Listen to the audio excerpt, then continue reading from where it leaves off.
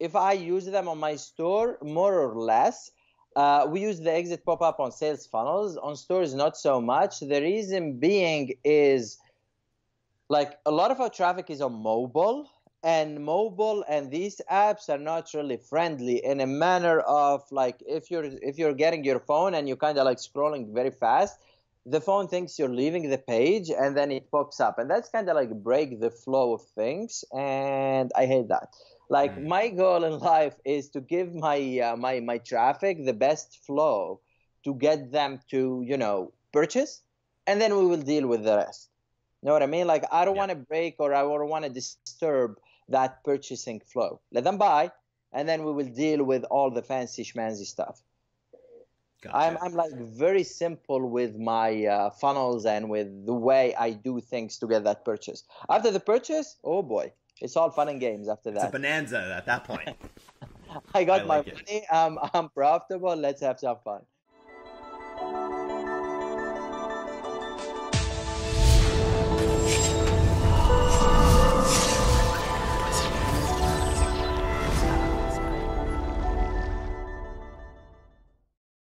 Hello and welcome to another episode of The Robust Marketer. I am on my victory lap now, where I am re-interviewing some of my favorite guests from the past. It was only a matter of time. There's only so many e-commerce celebrities, so I have one of my best guests of all time, Mohamed Ali Aguel.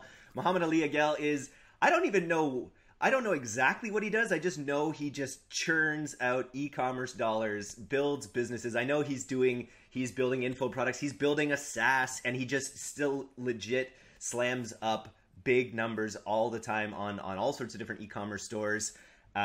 He's spoken at our last event. He also went to our mastermind, where literally he blew everyone away with not only his presentations he gave during the day, but his late night sessions that would go on to all hours while we all drank. And Mo doesn't drink, so he was sharp as a tack. And we just kind of like fawned over him. Anyway, enough praise for Mohamed Ali Aguel. How are you doing, Mo? I'm good. Thank you for having me. Thank you for doing this podcast. It's always fun and pleasure to do this type of stuff with you. And and I'm in a good mood today because it's sunny in Montreal. Oh, lovely. Well, it's a little overcast here in Victoria, but I was just telling you we had orcas in the inner harbor, so we were all out watching these orcas swimming in the inner harbor, which is a pretty magical thing here. We get on the West Coast. The magical thing we get here is when we have roads without construction. Yeah, we don't get a lot of that. The city's being built up like crazy here right now, too. So there's a lot of things to talk about here. So one of the things we're going to do is we're going to tease a cool project that we're working on together called the E-commerce All-Star Secrets, which will be coming out soon. We're producing a bunch of infographics. We're producing some case studies. We're going to be producing a free training that's coming out soon. I'm super happy to announce that Mo's a big part of that. And so the part that we've assigned to Mo, like one of the things I learned about Mo early on, his sort of catchphrase, besides that you should listen to Mo, better listen to Mo, always listen to Mo, is that his big thing is he's able to pay more for customers than a lot of his competitors because he focuses on probably the most important metric in e-commerce, the most important first metric you have to focus on, which is average order value. And so we're gonna talk a little bit about this. We might even throw these up on the screen, but we produced a series of infographics where we talked about ways people produce higher average order value. Because obviously with average order value, you want to be able to pay more for a consumer. Once someone's already buying something, they're likely to buy more from you even in that same purchase. And if they buy more for you, you can pay more to acquire them. That's the simple principle with AOV. So what is the best way to achieve higher AOV? Oh, sell them more, I guess. That's one thing. And two is using sales funnels. Like what most people are doing is pushing ads to a product page and then they leave it there. Like, like that's going to McDonald's and they won't offer you fries. You know, the whole, do you want fries with that burger? So like, and the AOV thing, I feel like it all came down from the offline business more than it was discovered online, like any other form of marketing in reality. So, like McDonald's, they don't make money on the burger. They make money on the Coke and the fries. Same thing we do in the online. Like we are willing to go break even because I hate going red on like that front end purchase. And then we make all our money on the upsells. And now Beautiful. we got so good at that front end purchase that we make it even way more profitable than it used to be, because of like, the all the strategy, new strategy we keep on learning, the testing, the technology that is helping and all that stuff. So I guess to increase your AOV, sales funnels would be the way Yeah. to go, and Okay, upsells. so let's talk about the process of, because one of the things that the way we worded it in the infographic was single product funnels. What we showed was obviously people who use single product funnels produce way higher revenues, way higher AOVs. But then when we showed the statistic of how many people are actually using these single product funnels, it was a tiny, tiny minority of the people out there. So the good news is there's a massive opportunity. So let's Absolutely. talk to the people out there who are just running traffic to their stores. What are the stages of what we call single product funnels? Now, there's multiple, I'm sure you have a whole protocol for how you do this. Basically, the bottom line is you should always treat your store as a funnel, right? But then what are the ways to get into it? What are the stages of that?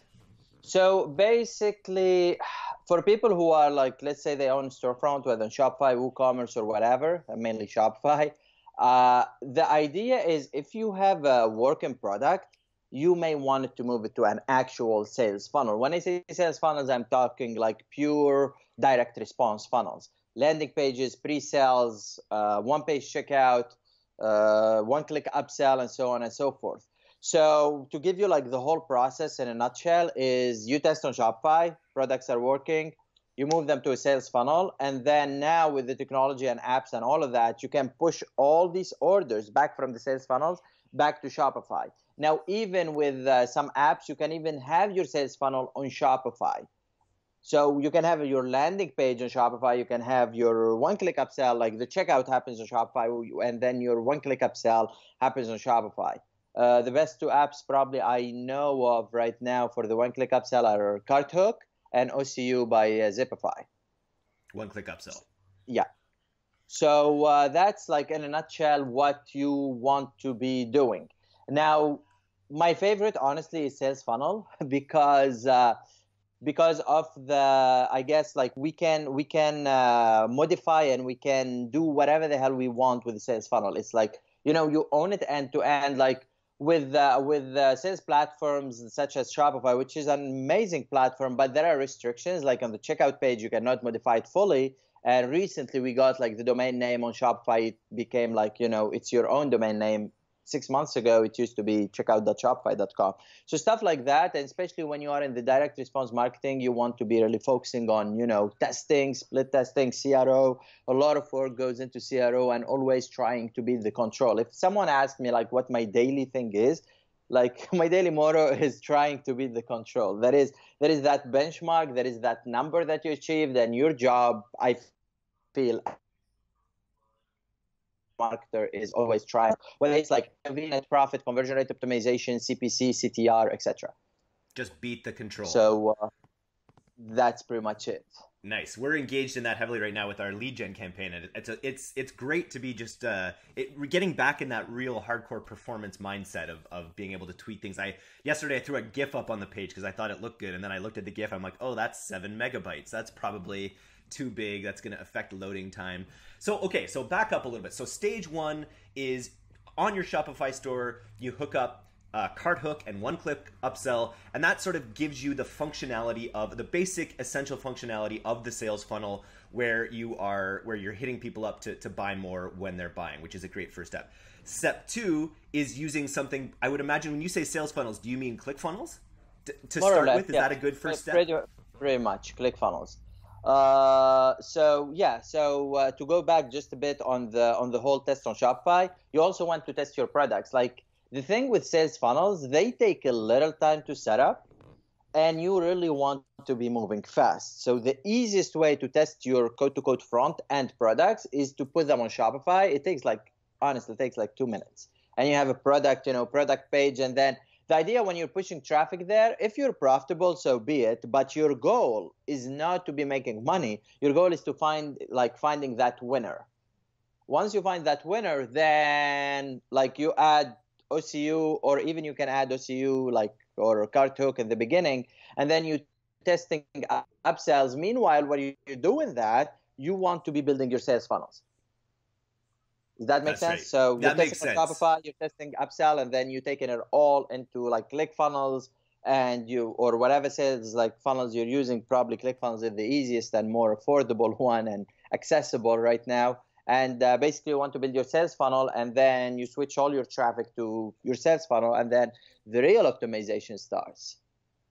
And this is all pretty intuitive, right? Like the way all these platforms are built, like to hook ClickFunnels onto your Shopify store, Shopify still is your back end, right? Yes, is it still absolutely. where is it where they check out as well? Or is No, that no, they all check out on ClickFunnels, and then we take the orders and we push them back to Shopify. So once the order is on Shopify, everything else happens in Shopify, like the branding, your orders, your list go to Klaviyo if you're doing email marketing, and you should be doing email marketing. What else? Like everything, basically, fulfillment happens on Shopify.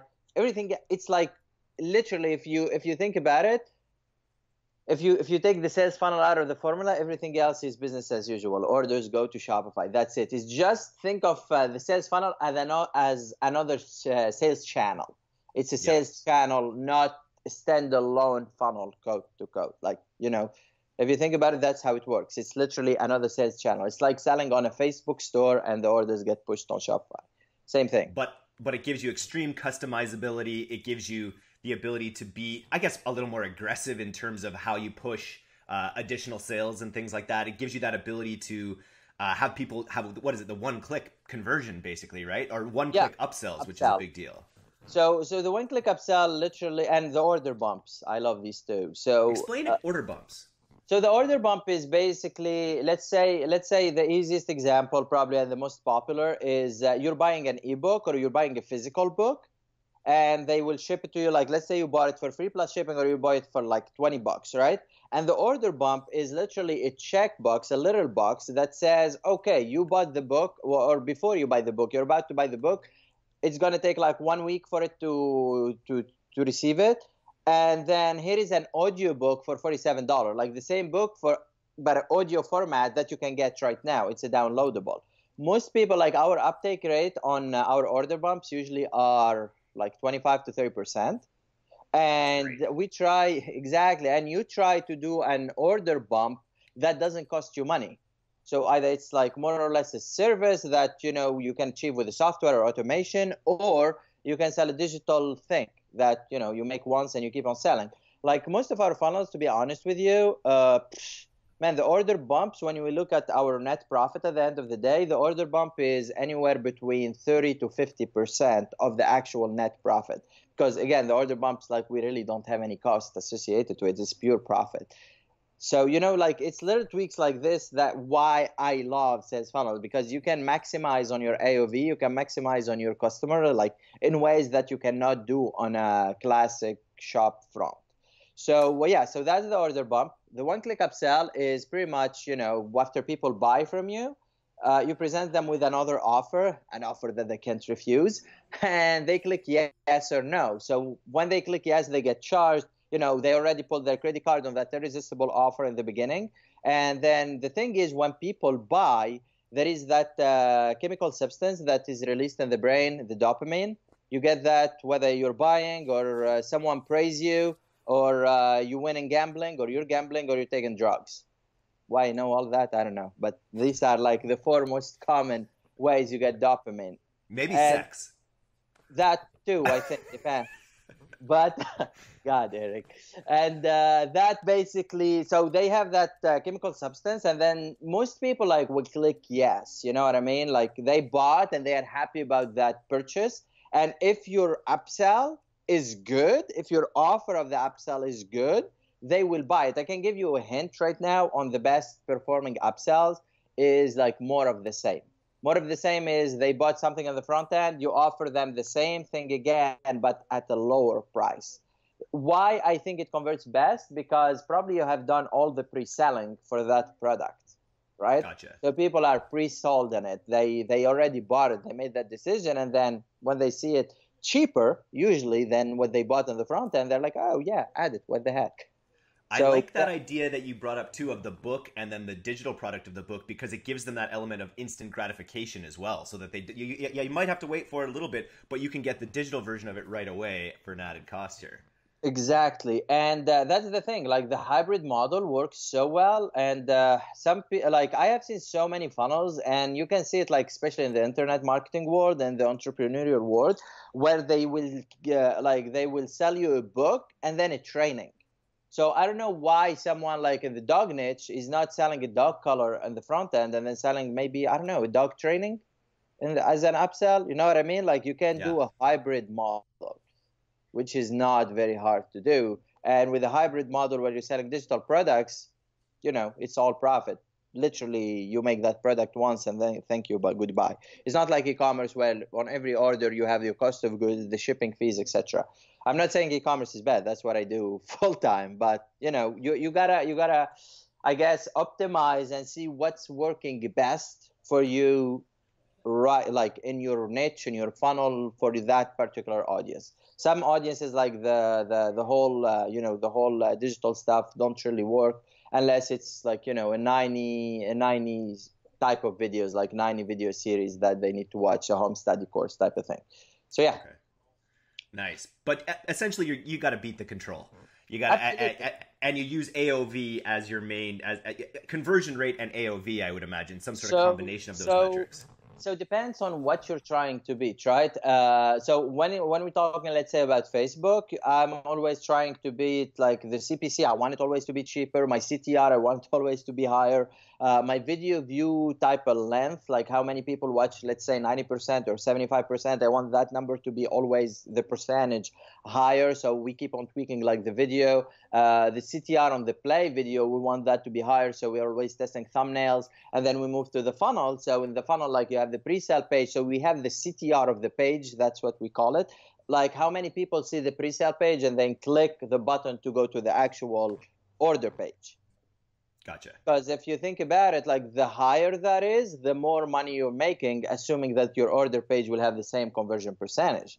Like right now, we're running one of our funnels, our order page is converting at 30%. That means, like when we have 100 people hit the order page, 30 of them will buy. But then we're now fighting that fight with the pre-sale page where we want to increase our pre-sale page CTR as much as we can. Because, if you have like your pre-sale page converting only at like, let's say 10%, when you send 500 clicks, only 50 of them will go to convert at 30%. So it's kind of, like it's all number, it's all math. That's why I call it like it's more or less a science. And then the modification is more of an art, if that makes sense. But it's a scientifical art, if I may say, because basically you're spending your day looking at your recordings, your heat maps, where people are clicking, where they're scrolling, what words they don't like, where they are clicking on, etc. So that's like pure CRO, I guess, and split testing and all that. So let's talk. So first step, adding the apps, using them correctly. Step 2, building out a sales funnel on a landing page software like ClickFunnels. Stage 3, I imagine, because ClickFunnels is not going to be the fastest loading way that you can do this. So stage 3, is that hard coding these funnels in ways that load even faster to drive conversions higher? Yes, absolutely. Just let me plug this here. All right. So the only main thing I guess with ClickFunnels is the loading time.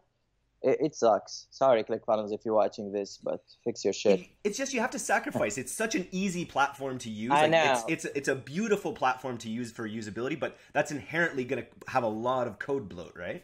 Exactly. So it's super easy to build a funnel for e-com, and like the changes, it's literally drag and drop, which is amazing. But then the load time, especially if you're pushing like paid ads, you want that thing as fast as you can. And now even Facebook is they are penalizing people with heavy load time.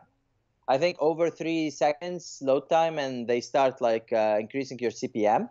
So basically, after we build it on ClickFunnels, we move to the first stage where we move like the first page, at least the first page, that one that loads from the ad, we move it to hard coded. So it loads like in probably 1 second, 1.5, right? And we use like all of the tips and tricks of I guess fast loading, optimizing the images, the videos, the GIFs, lazy loading, etc., etc.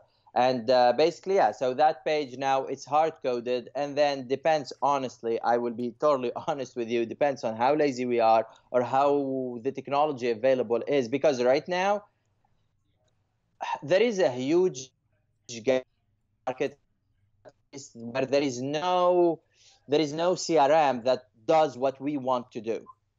Like we have tested a bunch of them. Now there are good ones. There are good ones, but it takes so long to build the funnel that like you want to just give up, man. I am more of the type of I come from the school of the massive imperfect action, where I want to like do it and then we will fix it as we go.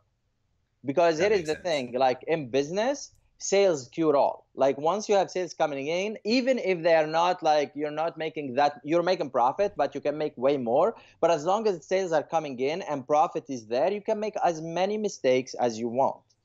And that's why I want like to move fast. Like I want always to have my ads running, the emails being sent, products are being shipped, etc. Because again, like you have your cash coming in and you can make mistakes. If you don't have cash coming in, you cannot make mistakes. You cannot afford to, because there is no money to cover for mistakes. And let's be honest, like when you're in business, problems are 99.99% expenses. Like you solve all your problems with a check.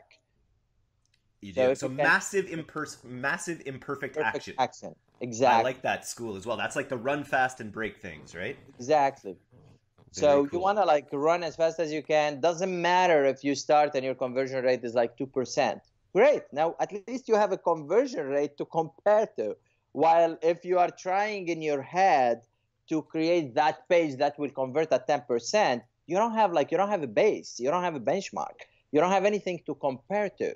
So you start with whatever page you have, start sending traffic to it, see how it's doing, and then, fix it, optimize it, run tests, etc. Very cool. So I wanted to talk a little bit also about lead gen. And I read a great post on I forget in which group it was. I think it was in James Van Elswick's group about lead gen, essentially, about how there's always money in the banana stand, I and think there's I always just money I just there's put a always money in the comment. list. Yeah, Good. absolutely. Well, talk about that, because I think it's something that most people think about putting their sale right in the front. You want to make that sale right away, but there's a real movement happening in across affiliate marketing and in e-commerce, and obviously in lead gen, in just wanting to get that email first. You get that email, and then a whole world of opportunity opens up on the back end. Explain a So little bit about what you guys do with lead gen. yeah, so with lead gen, to be honest with you, right now we're not really focusing on lead gen, but we have done it for so long that like we can launch it today and it will work, but depends on where your focus on the business is. But for lead gen, like there are so many funnels that you can do with physical products, especially. I mean, you can, because here is the thing: once you have that lead, and now it's not just email, there is also messenger. So it's not just email. Like, the idea is to hit your customers or your lead or potential customers on as many channels as you can. Yeah. That's why retargeting works so much, so good. But yeah, so for lead gen, like one of my favorite funnels where used to be, here is a chance to win this product for free. So let's say I'm selling this thing, which this is a very popular, Fidget cube. the yeah, this is a very Yeah. popular product. So let's say I'm selling this, right? And it sells for, let's say, 14.99. Okay, and then I will do a funnel. Here is your chance to win. Like, enter your name and email for a chance to win this for free. So the thank you page will be me selling this at a discount. So instead of it retails at 14.99, you can get it today only for 9.99, right? And if you have like 10% conversion on that page, and then if you work your numbers backwards, basically you can get like between 15 and 20 leads. If you make one sale every 15 or 20 leads, you're breaking even. Basically, you're building your list for free. You know what Yeah. I mean? And Totally. plus, you're building not just a list of, opt-ins, you're building a list of buyers as well from, people who will buy this. But here is the kicker though. Most people will end the funnel there, but we will add the upsells and then we become profitable. So literally you're building a list while being profitable. Day one, Yeah. like day zero, like the first transaction, you're profitable while you're building your list. And that's a huge, especially if you know how to mail. And I think you have to have a content strategy built in there as well, right? Like it can't just all be sales emails. You have to No. sort of like keep them You have, warm and yeah, you have like to have a lot of a lot of sequences, like couple sequences in there. You are always selling on every email, but there is okay. like the hardcore pitch, and there is, the storytelling, there is the soft pitch, there is the PS pitch. Yeah, like PS, we are now, you tell them a story, then at Oh, the I end, love the PS. I know it does like so good on every industry. I am entrepreneurial, e-commerce, like it just works. And yeah, and then you have like your flows, your cart abandonment flows, your lead gen, your people who signed up for the exit pop-up, and you treat them all differently with different sequences. And then you have like the win back campaigns for people who quote to quote forgot about you, etc. So, and the idea is not just using email or messenger, is you want to mix that with a good retargeting strategy on Facebook, because we can now create custom audiences based pretty much on everything and anything. People who signed up like the last 3 days, and you exclude and you include, and it's beautiful. Like when you do the funnel thing, like it looks so beautiful that it's man, it's like amazing. So yeah, so you do that, you maximize with email and messenger, and then you're super profitable with like your backend, and that's pretty much what the backend is. And the longer you go, the more residual revenue you can kind of pull out of that once you have these lists. Exactly. And the longer you go, the more you know your numbers. Like you will know your LTV, day 7, day 30, day 60, day 90, day 365. And depends on your level of, I guess, of acceptance on how much you can permit yourself to lose money on the front end. Like I know business like Agora, for instance, they go losing like shit ton load of money in the beginning to make their money in a year. Yeah. Obviously, most solopreneurs and small businesses cannot afford that. But if maybe your LTV on day 30 or day even 15, maybe you can lose a bit of money for 15 days and make that like 2 weeks later. I think you just let a golden affiliate nugget slip out in our e-commerce podcast, because that Agora stuff is apparently doing extremely well, isn't it? It does, yes. And are you, because you still run some affiliate stuff, correct? Absolutely. I'm not Along running with your their e-com. stuff. Yeah, No. I'm not running their stuff now. But I know for a Nice. fact, like it's a great business to study, Agora, whether it's in like customer acquisition or copywriting or all that stuff. It's amazing what they do. It's They're really a amazing. copywriting powerhouse, right? Like they literally they create info products around investment and biotechnology and carbon fibers and things like that, Yep. and then basically sell free ebooks and then sell more information on the back end, like a monthly subscription for a Subscription, but stock it's a thing. physical subscription. Like you get an envelope, Ah, interesting. which is That's amazing. yeah. And Here's another question. So it was funny when I went to Atlanta for the Shopify Mastermind. I met a guy who ended up showing me just briefly his whole sort of like flow chart. Customer comes in here, action happens here, this app kicks in, this does this, like this whole beautiful chart of how he sort of like monetizes his users. It was Napoleon, actually, if you know Napoleon buyers. But it was really, really impressive. One of the things he specialized in is how to use Wheelio properly. And I wonder, in your stores, do you use those sort of discount gamification discount things? yeah, so gamification works everywhere because the thing with gamification, it's not that boring pop-up. Whether it's Willy or any type of gamification, even if you have like a membership group, you really want to be applying gamification to get like users engaged and your members engaged and all that. So that's like, if I use them on my store, more or less, we use the exit pop-up on sales funnels. On stores, not so much. The reason being is like a lot of our traffic is on mobile, and these apps are not really friendly in a manner of like, if you're getting your phone and you're kind of like scrolling very fast, the phone thinks you're leaving the page and then it pops up, and that's kind of like break the flow of things, and I hate that. Like my goal in life is to give my traffic the best flow to get them to purchase, and then we will deal with the rest. Know what I mean? Like I don't Yeah. want to break or I don't want to disturb that purchasing flow. Let them buy, and then we will deal with all the fancy schmancy stuff. Gotcha. I'm like very simple with my funnels and with the way I do things to get that purchase. After the purchase, oh boy, it's all fun and games after It's a that. bonanza at that point. I I got my like it. money. I'm profitable. Let's have some fun. Very, very cool. So, so we've got a big summer planned. I know you've got a lot of things going on as well. You're coming, of course, to E-commerce Mastery Live. You're probably the first speaker I think we booked after your performance in Bangkok. So I think, you know, and you're going to be talking a little bit more about these strategies that we've discussed today around upselling and single product funnels. We're also producing a free course which comes out. We're not ready to announce it quite yet, but again, these are all things that people will really be able to dive into it. And as we've shown, it's just a massive opportunity because not a lot of people are thinking about their customers this way.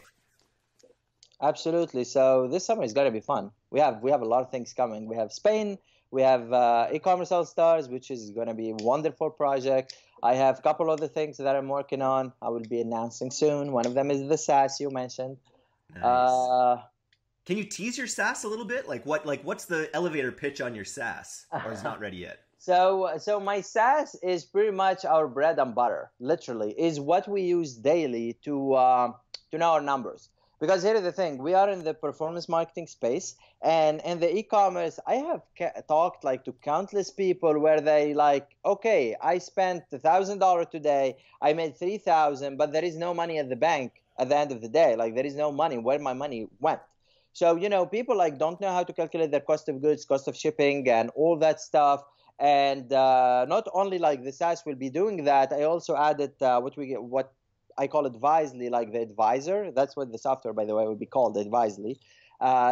We added the advisor where, you know, like you can do benchmarks. If I want to increase, what do I need to do? And it also gives you like more or less suggestions on how you do your bundles, your upsells conversion, and all that stuff. And more importantly, the magic metric per channel, which is amazing. And that's something that not a lot of people are focusing on. And here is, I guess, a quick tip on that. Not all traffic sources are equal. Let me repeat that. Not all traffic sources are equal and not all placements are equal. What I mean by that is, and this is like applies a lot in the email world as well, where, you know, your Gmail people are more profitable than your AOL people. So let's say you're pushing traffic from Facebook and you're pushing traffic from AdWords, but on Facebook, your AOV is $25, but on AdWords, your AOV is $50. So technically speaking, you can afford more per conversion on Facebook because you're making on Google because you're making $50. What on Facebook you're only making $25, and that's just like on day zero AOV. But then you also look at the LTV. So if your LTV or AOV differentiate between each sales channel, literally you want different benchmarks for each and every sales channel. That seems like a no-brainer, but I bet a lot of people have them blended. Exactly. Like a lot of people will look at their store AOV. Okay, we're doing, you know, $25 AOV or $30 on this one. Let's run ads on all the channels. And then out of the sudden, you're maybe like, okay, your magic metric, your magic metric is pretty much your break-even point or whatever you want it to be, like 5 or 10 or 20% margin. Let's say you want to get, like your goal is to get customers at less than $20, right? Over all your store. And then you start pushing traffic, you know, you're pushing traffic on Facebook, on AdWords, on native, etc. But then you look, okay, Facebook, you're getting purchases at $15, $16, you're profitable. Native, $15, $16, you're profitable. Then you look at AdWords and you're like getting purchases at $25 and you think, oh, I'm not profitable because I break even at 20. But in reality, that $20, like that magic metric, it may be the traffic that coming from Google is like $40, not 20. So literally you're profitable on Google, like ROI, dollar to dollar, you're more profitable on Google than you are on Facebook, even though you're paying higher to acquire a customer. So the key with the magic metric is that it's dynamic. Is that a lot of people think they have one magic number, but realistically they have to look at it by traffic source? By traffic source, even by placement, if you want to take deep. By a product, more or less, yes, you can if you're doing like the single funnel. But I look at it on a store wise because, you know, I think of it like because the thing with the store, you cannot really control the flow because someone may buy, you know, that $200 product you have. Someone may add an upsell. You know, it's like someone, you're advertising, let's say you have a physical store selling clothing and you're advertising your hat, but most people will come buy the hat and the t-shirt. You know what I mean? So you your AOV is store wise. But I do it personally. I do it by traffic channel. Like the traffic channel, you want to know your magic metric on that particular traffic channel, and then your LTV and your AOV on that particular traffic channel, and that will kind of change the way you do business. Trust me, because like this is the thing. Like what gets measured gets managed. And if you cannot measure like your different sales traffic, your different sales channels and the magic metrics and how much you're making on every channel, it kind of gets hectic. You don't know, like you're guessing pretty much, you're guesstimating. So especially when you're moving as fast as someone like you is. but and breaking things. Exactly. That's the thing. How do you think we learned that? Like we broke things. I'm like, something is breaking weird. Hearts out there in Montreal, I bet. Well, and legs and taking names. The thing is, I can give you a quick example. I happened yesterday. I was looking at my conversion rate for a new funnel we did, and like my desktop was converting at 10% overall, and my mobile was converting at 2%. So if I use that magic metric on both placements, I will be losing shit ton load of money on mobile. That's right. You also made a post yesterday where you had a 57 times return on ad spend on one product. Was that I didn't quite follow that. Who's this Will guy? No, so that's a joke. Like back in the days when we used to run T-shirts and all, like we have like that crew of the lab. We call it the lab crew. Basically, when we all learned how to sell T-shirts on Teespring and stuff like that. And there is the thing when we launch an ad and you get like a sale within the first like 2-3 cents. Usually nothing happened after that. It's like just that one sale. And then the guy who came up with start pointing that his name is Will Perkins, an awesome dude, man. And basically we start calling it the Perkins effect. So whenever we see that, like we kind of tag him on a post to just make him feel bad about it. It's our funny marketing way of, hey, what's up? That's awesome. Yeah, I love that. I know that exact feeling when you get that bogus conversion or that one conversion, that outlier. You're like, oh man, I'm going to be a billionaire. I've got a 56 times ROI. Exactly. And then nothing happens after that. If you're lucky, I mean, you end up with like 2-3x ROI at the end of the day, but that's pretty much it. But usually when we see it, we're like, oh God, this is not happening. So cool. So that's the whole Perkins thing. Nice. Well, I think we're ready to wrap here. One question that I've had from people that they always want to know when I have these high functioning people on the podcast, people are always interested, like, what are areas in your day-to-day that you still struggle with? What are things in your, not in your life necessarily, but in your business that you struggle with on a day-to-day basis? Answering Eric emails. Yeah, pretty much, right? Answering Brienne and Angela's emails for my stock trading. That might be it. How about another example? So I guess the thing is, me personally, I hate moving slow. And sometimes people cannot keep up with that. Or you have too much to do and prioritizing stuff is kind of gets like hard. And, sometimes I bite more than I can chew.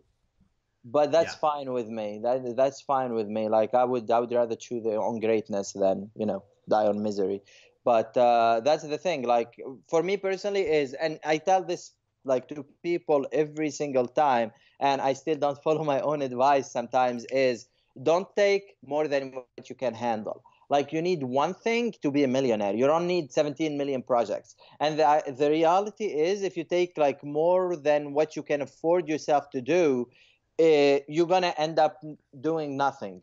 That's the thing. Like most people, I have like 16 hours a day, man. I don't have kids. I'm not married. I'm pretty much doing nothing else besides if I'm traveling. Most people have families, have kids, etc. You cannot spend 16, 18 hours a day doing this, right? And obviously, like I honestly, I don't work 16 hours a day. In most cases, I work probably 30 minutes to 1 hour a day if I'm lucky. I just in the business, like day-to-day business stuff, because we build systems and we outsource everything. And then I can tell you like one thing that happened to us and kind of slow us a bit in the beginning of the year. We broke technology. That's why I was kind of bitching about the technology in the beginning. We broke all the technology. Like we kind of scaled and everything broke. So we spent like a good 3 to 4 months really building everything. And that kind of made like, oh man, I was frustrated. So I guess like what I struggle with, it will be me not moving fast enough. That's something I struggle with a lot. Like I want to move, when I tell you like massive and perfect action, literally I want things to move like 1,000 kilometers an hour. Like I want it to be a rocket, not a plane. Makes Want sense. to reach at that outer space. I like this answer. It's kind of like when you're in a job interview and you're like, "What are your faults?" And you're like, "Sometimes I work too hard." So it's kind of it's a good answer. I understand what you mean. But okay, last question, because you mentioned us a lot. I always think about you as sort of a solo actor, but you've built a team. Obviously, you've built these systems out. Who's your most important hire? Like, who's your most important person other than you in your organization? My partner. Oh, you have a full. I didn't know you had a full partner. Okay, cool. All my businesses I have partners on because I cannot do it alone. That's another reality most people will realize soon enough. And you got to be very careful who you choose for a partner. Trust me, I have burned through a lot of partners, through a lot of friends, and please don't have friends and families as partners. Your partners can be your friends, but I feel like it cannot be the other way around. And when you choose a partner, like choose someone you can have a dinner with, like a coffee with, someone who can joke around with. Like if you choose that type of boring partner where all your conversation are about work, especially for someone like with high sarcasm like me, and I love joking around, if they don't get your sarcasm and jokes, that gets boring, and that affects your your flow for day-to-day work. So be very careful of who you choose as a partner, even if it's like a one-time thing. It's super important. And you know that saying, life is too short to be working with assholes, literally. So Agreed. make sure like to choose someone who you can have a conversation with, not just about business but about life in general, and someone who does not have the same skill sets as you have. Complementary. Exactly. Like I am not the most organized person ever. Really? I'm What? well, in a way, but let's say creativity. I'm not creative. I'm not creative at all. I'm more data guy. So my partner are more on the creative side. I'm like, give me numbers and I will be smiling ear to ear all day long. Like I'm looking at, data, numbers, flows, funnels, etc. But for me, like, come up with a store name, or come up with the software name. Even my software, I probably did. Yeah, I did not name it myself. So that type of creativity is not my strong point. Well, my partner is, and he's also good at systemizing people and and all that stuff. So it kinda work good. But to answer your question, if you don't have a partner, I guess your team, the most important person will be your project manager. I hear this again and again. You're Angela. Yes, pretty much. Angela, iStack Training project manager. If you're manager, exactly. Like, and I see Angela how she works with us. So I have the same Angela in our e-commerce business, and basically, that because what hinder your performance, what I feel like what stops you from growing as an entrepreneur is more or less the day-to-day stuff that never change.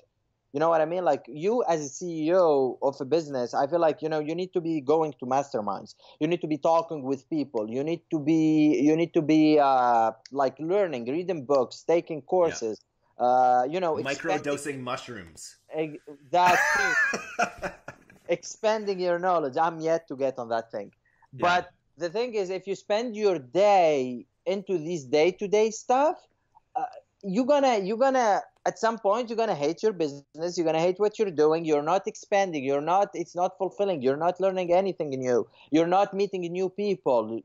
And I feel like every day that you're not talking to a stranger, it's a lost day. I don't care what your mom told you when you were a kid. Don't talk to strangers. That's complete bullshit. Like if one day I'm a dad, I will never tell my kids that. Like talking to strangers is probably the most beautiful thing that helped my growth.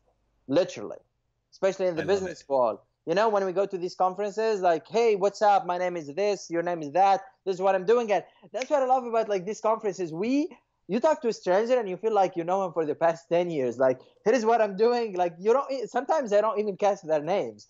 here is what I'm doing. Okay, here is how you should do this. And he goes like, okay, I'm doing this and it's really working well for us. And that's why I love like talking to strangers. And that's, as a CEO, that's how I grow, you know, like you're doing 7-figure, you're talking to another 7-figure guy doing something completely different. And then when you combine both of them, boom, it's like compound, you know, growth. And then you move from that 7 to multi 7 to 8, etc. So talking to stranger is one of the best ways to, I guess, to grow as an entrepreneur. I like it.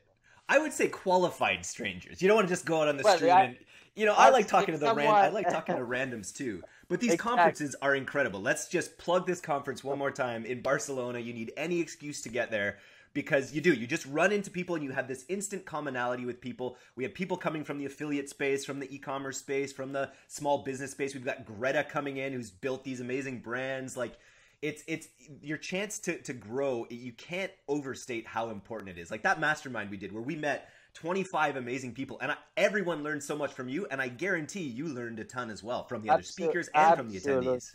Absolutely, because they're all different, doing different things. They are all, you know, doing their own thing. And let's be honest here, you cannot, even if you're doing 7 or 8 figures, you cannot do it all.